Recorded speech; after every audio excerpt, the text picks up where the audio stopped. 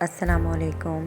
कैसे हैं आप सब? उम्मीद है अल्लाह की फ़ज़ल व करम से सब खैर खैरियत से होंगे। दिन शुरू हो चुका है और साथ में काम भी। बच्चे स्कूल जा चुके थे तो फिर मैंने उसके बाद अपने काम करने शुरू कर दिए क्योंकि आज लॉन्ड्री डे था, कपड़े भी धोने थे, सब्ज़ी ख़त्म थी वो भी मंगवा चुकी थी मैं, और मुश्किल तरीन काम करना था मुझे अदरक लहसुन का पेस्ट बनाना। तो उसके लिए 1 से 2 घंटे तो लगते हैं 1 किलो लहसुन को छीलने के लिए। तो बस फिर मैं साथ साथ अपना काम कर रही थी और लहसुन भी छीले जा रही थी। यहाँ हमने नाश्ता भी कर लिया था और अब मैं किचन से बर्तन धो धा के फारिग हो गई थी और साथ में लहसुन छीला जा रहा था। फिर बस अदरक लहसुन छील के उसका पेस्ट बना लेना था मैंने। अच्छा, आज कपड़े धोने थे तो मैंने साथ साथ अपने बेडशीट्स वगैरह भी चेंज कर लिए थी, और जिस दिन बेडशीट्स चेंज करनी होती हैं तो फिर मैं हेल्पर से पंखे वगैरह भी ब्रश करवा लेती हूँ। साथ साथ काम हो जाता है तो फिर इतना बर्डन नहीं होता और ना घर भी जो है वो सिमटा सिमटा रहता है, साफ़ सुथरा। खैर, ये कपड़े धुल चुके थे, साथ साथ पंखे वगैरह भी साफ़ हो गए थे, तो मैंने बेडशीट्स वगैरह चेंज कर दी थी। क्योंकि जिस दिन काम नॉर्मल रूटीन से ज़्यादा होता है तो हमें चाहिए कि हम भी हेल्पर्स के साथ थोड़ी बहुत उनकी हेल्प करवा दिया करें, तो इस तरह काम भी जल्दी जल्दी होता जाता है और फिर हेल्पर्स भी जो हमारे हैं वो बर्डनाइज नहीं होते और तंग नहीं होते। खैर, यहाँ पर अदरक लहसुन छीला जा चुका था तो अब मैं इसको वॉश करके जल्दी से पेस्ट बना लेती हूँ और फिर बाकी सब काम हम फटाफट कर लेंगे।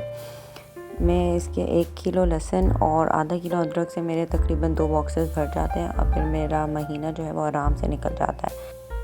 अगर आपके पास चॉपर है तो अदरक लहसुन जो है वो इस तरह चॉपर में अगर आप पीसेंगे तो थोड़ा मोटा मोटा सा रहता है और फिर वो जायका उसका अच्छा आता है खाने में। फ़्रेश की तो बात ही अलग है, अगर आप फ़्रेश उसी वक्त कूट के बना रहे हैं, खाने में उस वक्त डाल रहे हैं, लेकिन मेरे पास अब इतना टाइम होता नहीं है, इसलिए मैं बॉक्सेस बना के एक बॉक्स फ्रीज़ कर दूँगी और एक फ्रिज में रख के वो यूज़ करती जाऊँगी। अच्छा, बस घर भी अब सिमट चुका था तो अपने किचन में आ गई थी खाने की तैयारी करने। आलू मैंने छील के उसको बॉयल करने रख दिए थे, कटलेट्स बनाने थे मैंने अभी, और आटा भी मेरा गुन चुका था तो फिर मैंने साथ साथ कटलेट्स की तैयारी कर ली। इसको मैं अभी पीस लूँगी अच्छे से और फिर 3 पोर्शंस में डिवाइड कर दूँगी क्योंकि हर बंदे की अलग अलग प्रेफरेंस है नमक मिर्ची के हिसाब से। तो एक प्लेट इबाद की हो गई, एक उबैद की और एक मेरी और फ़खर की हो गई। हम लोग चाय के साथ एज अ स्नैक ले लेंगे और बच्चे अभी दोपहर में खा लेंगे।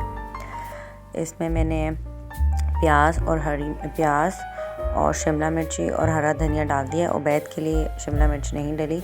और फिर अब मैं बच्चों के हिसाब से ही इसमें बच्चों के लिए चिकन भी डाल दी थी और नमक और ज़ीरा और काली मिर्ची दोनों बच्चों की एज के हिसाब से डाल दूँगी। और फिर उनके लिए अलग अलग शेप्स भी बना लूँगी, कटलेट्स के जैसी शेप्स उनको पसंद है तो फिर वो लोग खुशी खुशी खा लेंगे।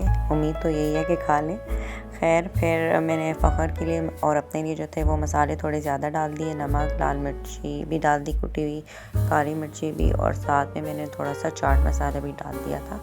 आप लोग भी अपने हिसाब से जो स्पाइसेस हैं वो कम ज़्यादा कर सकते हैं। और बस फिर शेप्स देख के मैंने फ्रिज में रख दिए थे और जब बच्चे आए थे तो उसी वक्त मैंने इनको फ्राई करके तो दे दिया था।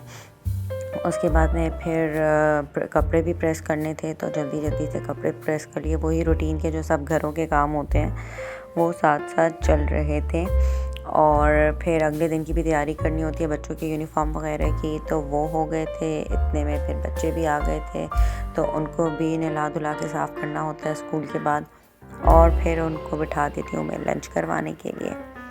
तो बस वही माँओं की रूटीन होती है सेम सुबह से रात तक, और उसी को फॉलो करते रहें तो ज़िंदगी आसान हो जाती है और काम भी अपने अपने टाइम पे हो जाता है। ये देखिए, मुझे पॉजिटिव फीडबैक भी मिल गया।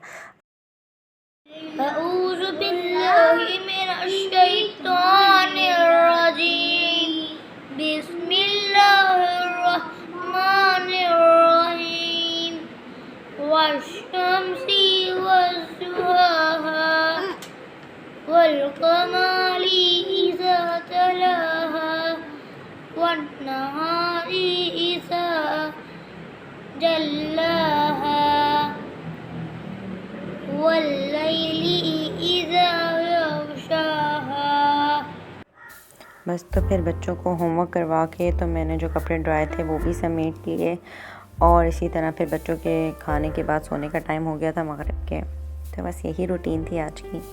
वीडियो पसंद आई हो तो लाइक शेयर एंड सब्सक्राइब ज़रूर कीजिएगा। अपनी दुआओं में याद रखिएगा मुझे भी और मेरी फैमिली को भी। अल्लाह हाफ़िज़।